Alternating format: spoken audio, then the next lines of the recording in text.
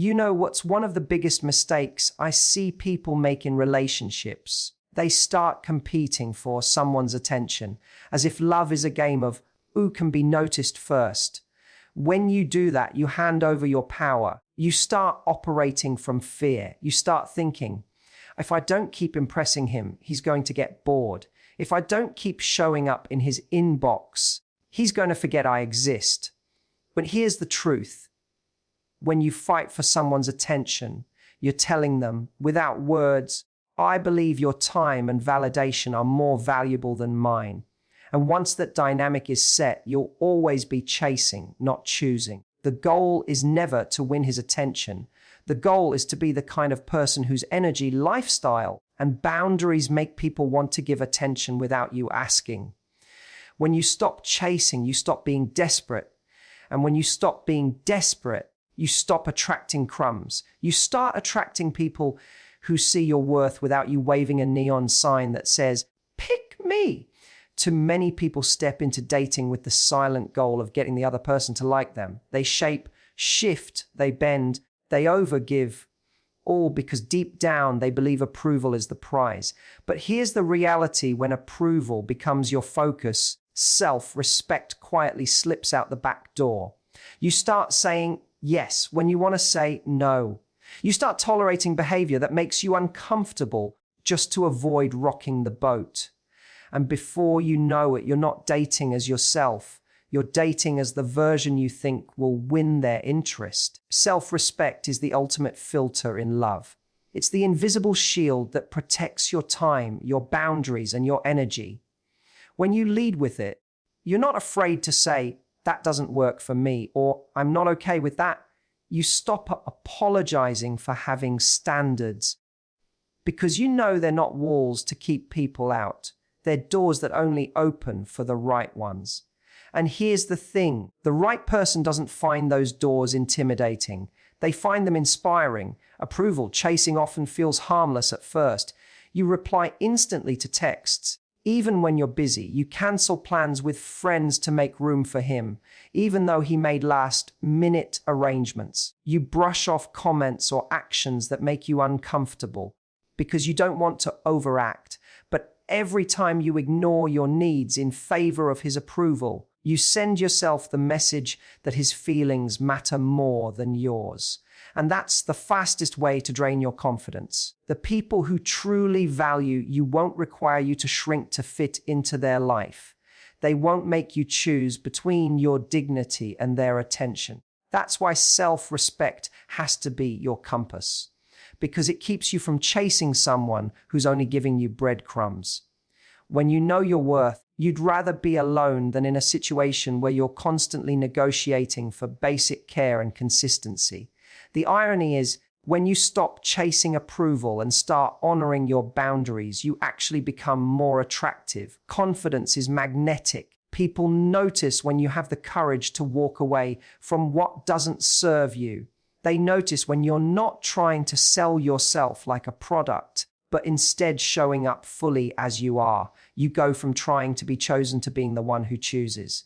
And that subtle shift changes everything. So before you ask yourself, does he like me? Flip the question. Do I respect myself in how I'm showing up right now? Because the truth is, if you keep that answer in check, you'll never lose yourself in the pursuit of someone else's attention. There's something undeniably magnetic about a person who is fully engaged in their own life. When you have passions, hobbies, and goals that light you up from the inside, you stop orbiting around one person like they're the center of your universe. You become the center of your own, and that shift doesn't just protect your emotional health. It also makes you far more intriguing. People are drawn to those who have their own momentum. Think about the times you've been most captivated by someone. Was it when they were sitting around waiting for a text? Probably not. It's when they were fully alive in their element. Whether that's painting, running their business, traveling, or even just laughing with friends, passion is infectious. When you're lit up about your own life, you don't need someone else to constantly fuel your joy, because you've already built your own supply. Filling your life with passions also creates natural balance in relationships. Instead of checking your phone every 5 minutes to see if he's reached out, you're immersed in activities that matter to you. That space keeps you from over-investing too quickly, and it gives the other person room to miss you. People respect and value your time more when they see that it's already in demand, even if that demand comes from your own priorities, not from others. Passions also give you a deep sense of identity. Too often in relationships, people lose themselves because they've made the relationship their sole source of purpose. Then, when the relationship faces challenges, they feel empty. But when you've built a life filled with meaningful pursuits, you always have a strong foundation to stand on, with or without a romantic partner. You become someone who shares their life, not someone who needs another person to complete it. And here's the bonus: when you're genuinely interested in your own world, conversations become richer. You have stories to tell, experiences to share, and insights to offer. You're not recycling the same "how was your day?" exchanges. You're bringing fresh energy and curiosity into every interaction. That's what makes you unforgettable. So instead of wondering, what can I do to get his attention today? Start asking, what can I do today that makes me feel alive, even if no one's watching? Because the moment you start building a life you love, you'll notice something powerful. You're no longer waiting to be chosen. You're already choosing yourself. The first stage of any connection is where the blueprint gets laid down. How you show up in the early days teaches someone how to treat you, whether you realize it or not. If you make yourself endlessly available, respond instantly no matter the time, and rearrange your plans without hesitation, you send the message that your time is always open. That might feel like you're being kind and attentive, but what it actually does is set the expectation that you'll bend without boundaries. Setting the tone early doesn't mean playing hard to get or being distant on purpose. It means demonstrating from the very beginning that you have a full, valuable life. If you've got work to do, plans with friends, or a workout you don't want to skip, you keep those commitments. That shows him that while you're interested, you're not going to drop everything at a moment's notice just because he reached out.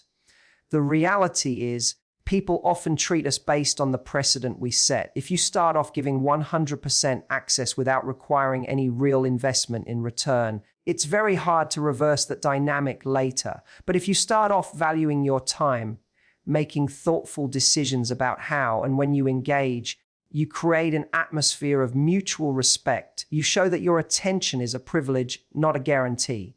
It's also about emotional tone. If you enter a connection overly eager to please, you might unintentionally hide your true thoughts and feelings to keep the vibe light. But when you express yourself openly, saying, "I prefer this," or "that doesn't work for me," you're signaling that you're not afraid of healthy conflict or honest communication. That's how you establish a connection that's rooted in authenticity, not performance. By setting the tone early, you make it clear that your interest is genuine, but your life is still yours. This keeps you from falling into the trap of giving in the hope of securing affection. Instead, you're building a connection on equal ground where both people invest, both people give, and both people earn trust over time. Remember, it's much easier to maintain your standards from the start than to try and raise them later. The tone you set in those first few weeks can shape the entire relationship, so make sure it reflects the value you know you bring to the table. One of the easiest ways to lose your value in someone's eyes is to give them unlimited access without requiring effort in return. When someone can send you a half-hearted text once in a while, make no real plans, and still get your time and attention, you're training them to believe that bare minimum behavior is enough. And here's the truth: people rarely rise above the standard you set for them. If you accept crumbs, you'll keep getting crumbs. Access to you should be earned, not taken for granted. That doesn't mean you play games or act cold. It means you respond in proportion to the effort you receive. If he's not making real plans, You don't keep clearing your schedule. If he's inconsistent, you don't reward that inconsistency by being constantly available. You're not punishing him. You're simply showing that your time has value, and it's not given freely to someone who isn't showing up. The problem with rewarding laziness is that it creates a one-sided dynamic. You end up doing all the emotional and logistical heavy lifting while the other person coasts. Over time, this imbalance kills attraction. Relationships thrive when there's a balance of give and take, and that balance starts with you refusing to give to someone who's under-delivering. Matching energy is a form of self-respect. If someone is making an effort, calling, making plans, showing consistency, you naturally reciprocate. But if they're giving minimal energy, you don't try to win them over by doubling your effort. That's not connection, that's overcompensation. And the moment you overcompensate, you shift the power dynamic. They become the prize and you become the pursuer. By refusing to reward laziness, you're actually sending a subtle but powerful message. If you want my time, you have to show me through action, not just words. That doesn't push away the right person. It actually draws them in. Because people value what they have to work for, and they respect boundaries that protect your time and energy. It comes down to this: if you make your presence easy for someone to keep without effort, they will put in less and less over time. But when you make it clear that your attention must be matched by consistent action, you filter out the ones who aren't serious and create space for someone who's ready to meet you at your level. One of the fastest ways to create frustration in dating is to rely on silent expectations. You hope someone will just figure it out, that they'll magically know you want more consistency, clearer plans, or deeper effort, without you ever saying it out loud. But here's the truth: unspoken expectations are a trap. They give the other person no chance to rise to the occasion, and they set you up for disappointment when they inevitably fall short. Communicating what you expect isn't about being demanding or issuing ultimatums. It's about clarity. It's about giving someone the information they need to succeed with you. If consistent communication is important, say so. If being on time matters, express it. If you value quality time over last-minute hangouts, make it known. The right person will appreciate your honesty because it removes the guesswork and sets a standard they can follow. The fear many people have is that speaking up will scare someone away. And you know what? Sometimes it will. But that's not a bad thing. If someone leaves because they're unwilling or unable to meet your expectations, they've done you a favor. You've saved yourself from months, maybe years, of trying to change them into someone they're not. Communication acts as a filter. It keeps the wrong people out and allows the right people to step up. When you're clear about your standards, you also protect yourself from resentment.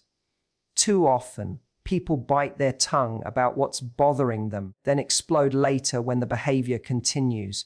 That's not fair to either side. Speaking up early gives the other person the opportunity to adjust, and it gives you the peace of knowing that if they don't, it's by choice, not because they didn't know. There's also a hidden layer of attraction in communicating directly. Confidence is deeply appealing. And when you can calmly state your needs without guilt or apology, it shows self-assurance. You're not begging for anything.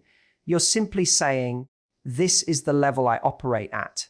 That energy commands respect far more than quietly hoping they'll figure it out. So instead of waiting for someone to guess what makes you feel valued, remove the mystery. Say it, not in a lecture, not in a list of demands, but in a straightforward, light and respectful way. That way you can stop wondering whether they can meet your needs. You'll know based on how they respond. One of the easiest ways to waste your emotional energy is to pour it into people who give you little to nothing in return. It's tempting to keep chasing the person you're most attracted to, even if their effort is inconsistent. You tell yourself, if I just show them how great I am, they'll come around. But here's the truth. Effort is a choice. And if someone is not choosing to invest in you, no amount of you over-investing will change that.